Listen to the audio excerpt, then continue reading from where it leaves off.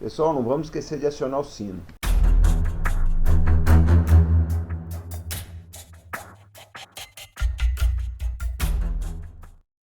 Olá, combatentes do canal Arte da Guerra. Essa semana nós completamos 15 anos do ataque americano contra Bagdá, no Iraque, em 2003. Então, o canal Arte da Guerra vai fazer uma retrospectiva mostrando os antecedentes, os motivos e principalmente as consequências desse ataque e dessa guerra, uma das mais devastadoras desse início de século. Mas antes de começar o nosso vídeo, eu queria que vocês dessem o like, o joinha aí no nosso vídeo para aumentar a nossa participação no algoritmo do YouTube. E agora acompanhe o vídeo conosco. Considerado um dos berços da civilização, o Iraque viu o auge da sua expansão no século VII depois de Cristo. Mas no início do século XX ele estava reduzido a uma província oriental do Império Otomano, o que é hoje conhecido como Turquia.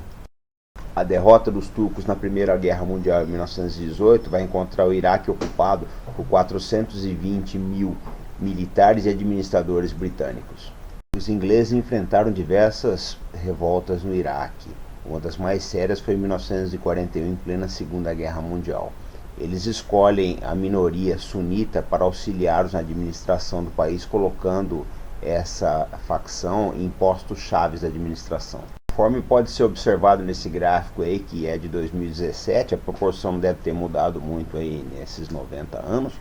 Os sunitas eram apenas 25% da população, mas eles controlavam o país sobre os britânicos. Em 1921, o Iraque se torna uma monarquia. Em 1932, recebe independência da Grã-Bretanha e torna-se membro da Liga das Nações. A vida dos sucessivos reis iraquianos é muito difícil, se equilibrando entre as divisões sectárias do país e as ambições petrolíferas das grandes potências. Finalmente, em 1958, o rei é derrubado por um golpe militar. A década de 1960 marcaria o Iraque por uma série de golpes militares, alguns sangrentos, outros nem tanto. E o partido Baas tentou se consolidar no poder por esses anos aí, até que em 1968 ele se torna uma força dominante no Iraque. Assume o poder o presidente Ahmed Hassan al-Bakr, mas o vice-presidente, o jovem Saddam Hussein, era quem realmente dava as cartas no partido e no governo. Aqui vocês veem Saddam Hussein com Michel Aflaq, o fundador do partido Baas. O Saddam era muito inteligente, então ele organizou as milícias do partido, ele conseguiu fazer uma série de alianças, enfim, ele acabou dando um golpe interno no Iraque, mais ou menos os moldes que o Stalin fez na União Soviética depois da morte do Lenin. Até que em 1979 o presidente al-Bakr, muito doente, decide se afastar e renuncia em favor do Saddam Hussein. No início, o governo de Saddam até que foi moderado, ele melhorou muita coisa no Iraque, construiu infraestrutura e investiu em educação. Mas a segunda fase do seu regime foi terrível. Saddam reprimiu a população xiita, os curdos, invadiu o Irã e por fim fez a maior besteira do seu governo, a invasão do Kuwait. Se no começo ele era visto como a esperança do Ocidente para conter a expansão da Revolução Islâmica no Irã, no final ele acabou se tornando um páreo internacional. O mundo mudou nesse meio tempo. Os ataques do 11 de setembro deixaram os Estados Unidos à beira da paranoia. O presidente americano George W. Bush acreditava que o Iraque teria armas de destruição em massa e que apoiaria a Al-Qaeda, e ordenou a invasão daquele país em 2003. Saddam nunca apoiou ou simpatizou com a Al-Qaeda, e as armas de destruição em massa nunca foram encontradas. Diante da superioridade tecnológica e militar dos Estados Unidos, o exército do Iraque foi vencido em poucas semanas. Os americanos tiveram pouco mais de 150 baixas e os iraquianos calcula-se 25 mil baixas militares, mas as baixas civis que viriam depois seriam avassaladoras. Essa menina que vocês veem nas fotos perdeu as duas pernas num bombardeio dos Estados Unidos.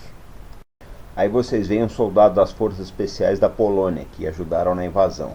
O apoio internacional aos americanos foi pífio, apenas Polônia, Reino Unido e Austrália apoiaram a invasão. A administração Bush acreditava que após a queda de Saddam Hussein, seguir-se-ia um período de paz no Iraque e de consolidação da democracia. Nada poderia estar mais errado do que essa previsão. Na ocupação que se seguiu, quase 5.000 soldados americanos morreriam por emboscadas, tiroteios, atentados e outras formas de insurgência no Iraque ocupado. Outros milhares ficariam mutilados, sobrecarregando o sistema de saúde das Forças Armadas americanas. Segundo a agência Reuters, a guerra teria custado ao contribuinte norte-americano mais de 2 trilhões de dólares. Mas as maiores vítimas do conflito seriam os civis iraquianos. Mulheres, crianças, velhos, inocentes, gente que não tinha nada a ver com a guerra, que teve suas vidas e suas propriedades destruídas. É muito difícil precisar a quantidade de baixas iraquianas. As estatísticas que nós estamos colocando aqui no gráfico, elas estimam mais de 200 mil mortos nesses anos todos aí de guerra e insurgência. Vou mostrar agora o mais irônico disso tudo. O Iraque é o país que tem comprovadamente a quinta maior reserva de petróleo do planeta. E é, segundo estatística de 2013, o terceiro maior exportador de petróleo do mundo. Mas, lamentavelmente, como pode ser visto nesse gráfico aí, a renda per capita da população, que atingiu o auge aí por volta de 1980, vem decaindo de lá para cá a níveis pífios.